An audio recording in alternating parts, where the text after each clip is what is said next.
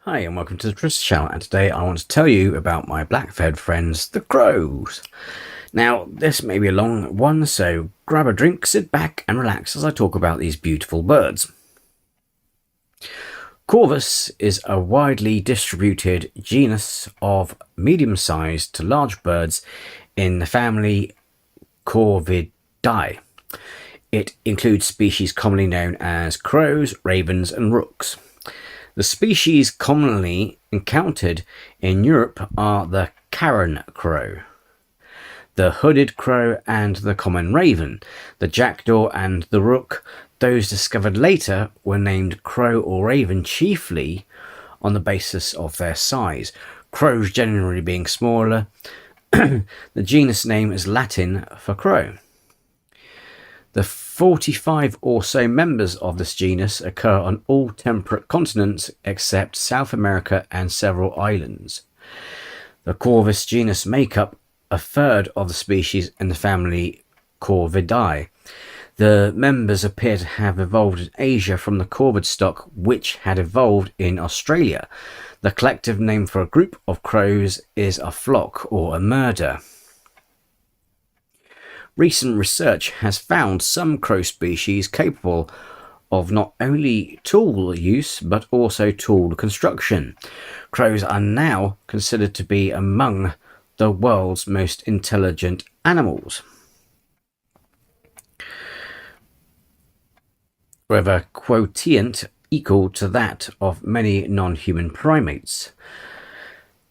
Medium-large species are ascribed to the genus ranging from 13 inches of some small Mexican species to 24 to 28 inches of the large common raven and thick-billed raven, which, together with the lyrebird, represent the larger passerines. These are birds with a robust and slender appearance, equipped with a small rounded head with a strong conical beak, elongated and pointed with a slight curved end towards the bottom. The legs are strong and the tail is short and wedge-shaped. The coloration of the livery is dominated by shades of black, with some species having plumage with metallic iridescence and others that have white or grey areas on the neck or torso. Australian species have light eyes, while generally the irises are dark. The members of the genus Corvus are believed to have evolved in Central Asia and radiated out from there into North America, Africa, Europe and Australia. The latest evidence regarding their evolution indicates descent within the Australasian family Corvidae.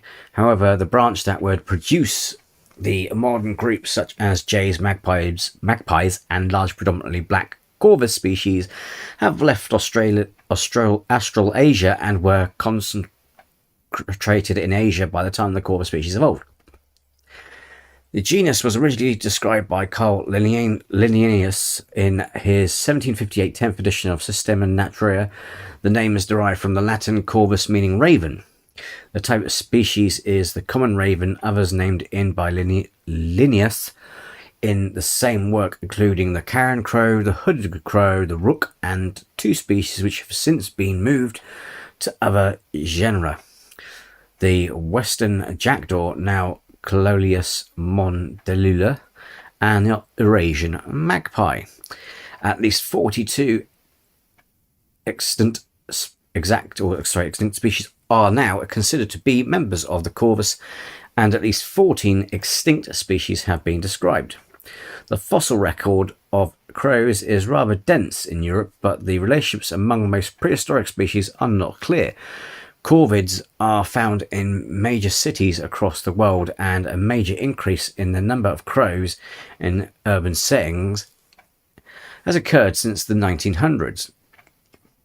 Historical records suggest that the population of American crows found in North America has been growing steadily since the introduction of European colonization and spread east to west with the opening of the frontier. Crows were uncommon in the Pacific Northwest in the 1900s, except in riparian habitats.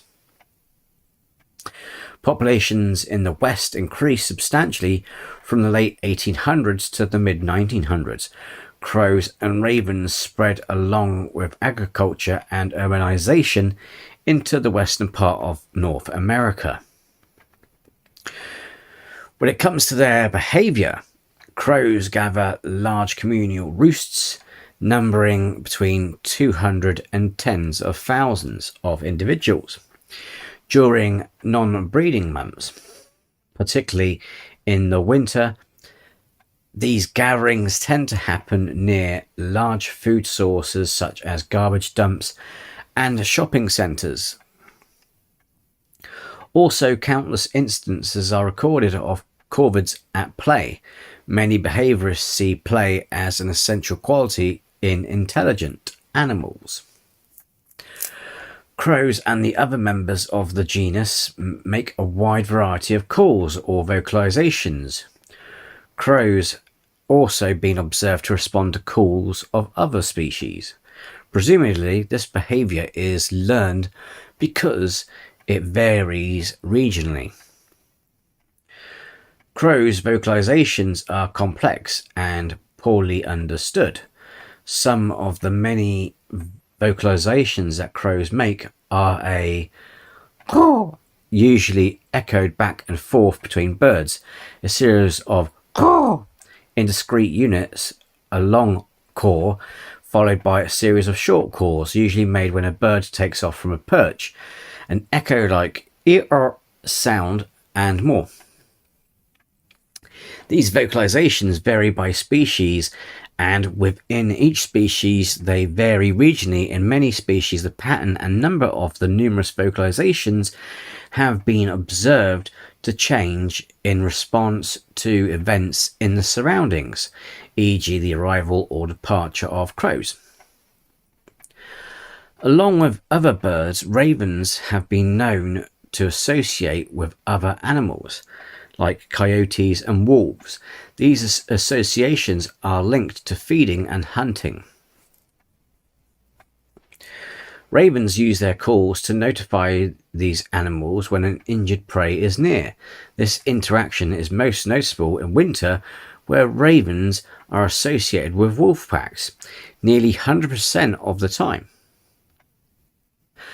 As a result of this connection, there have been studies conducted on the reaction of prey animals to the call of the raven. In areas where ravens associate with predators, prey animals are more likely to avoid predation by leaving after hearing the call. They are also capable of distinguishing between coyotes and wolves and have shown a preference for wolves. This may be due to the fact that wolves kill larger prey. When hunting, ravens can locate injured animals like elk and can call out to wolves to kill them. At times, ravens associate with wolves even when there is no carcasses, and can even be seen forming relationships with them. This includes playing with cubs by using sticks, picking at their tails, or flying around them. Ravens have been mostly seen among travelling wolf packs rather than resting wolves, possibly due to the increased likelihood of food. They are also known to trust wolves in the pack they follow when encountering a carcass killed by animals other than wolves. They'll be more apprehensive to eat from it. This symbiotic relationship between ravens and wolves is shown to be mutualistic. Ravens help wolves find prey, and when the wolves kill them, the ravens can eat too. However, this relationship is not without its faults. Ravens may at times eat more of the prey than the wolves does. This problem has also been linked to wolf pack size, with some researchers suggesting that one of the reasons wolves hunt in large packs is so that ravens and other scavengers get less of the food. Along with contention in wolves, ravens can also bother each other by feeding off the same carcass.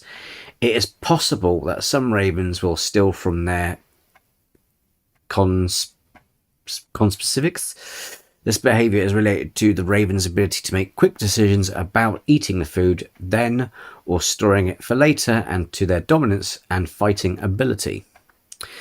As for their intelligence, as a group, crows show remarkable examples of intelligence. Natural history books from the 18th century recount an often repeated but unproven anecdote of counting crows, specifically a crow whose ability to count to 5 or 4. In some versions, it's established through a logic trap set by a farmer. Crows and ravens often score very highly on intelligence tests. Certain species top the avian IQ scale. Wild hooded crows in Israel have learned to use breadcrumbs for baiting fish. Crows engage in a kind of mid-air jousting or air chicken to establish pecking order. They have been found to engage in activities such as sports, tool use, the ability to hide and store food across seasons, episodic like memory, and the ability to use individual experience in predicting the behavior of proximal conspecifics. One species, the New Caledonian crow, has also been intensively studied recently because of its ability to manufacture and use tools in the day-to-day search for food. On 5th of October 2007, researchers from the University of Oxford presented data acquired by mounting tiny video cameras on the tails of New Caledonian crows. They pluck, smooth and bend twigs and grass stems to procure a variety of foodstuffs.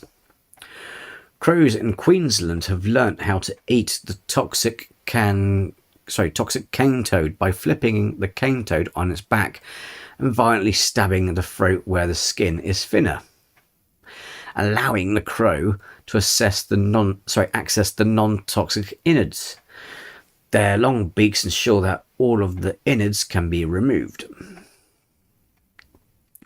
The western jackdaw and the Eurasian magpie have been found to have nidipallium about the same relative size as the functionality equivalent neocortex in chimpanzees and humans, and significantly larger than is found in the gibbons. Crows have demonstrated the ability to distinguish individual humans by recognizing facial features.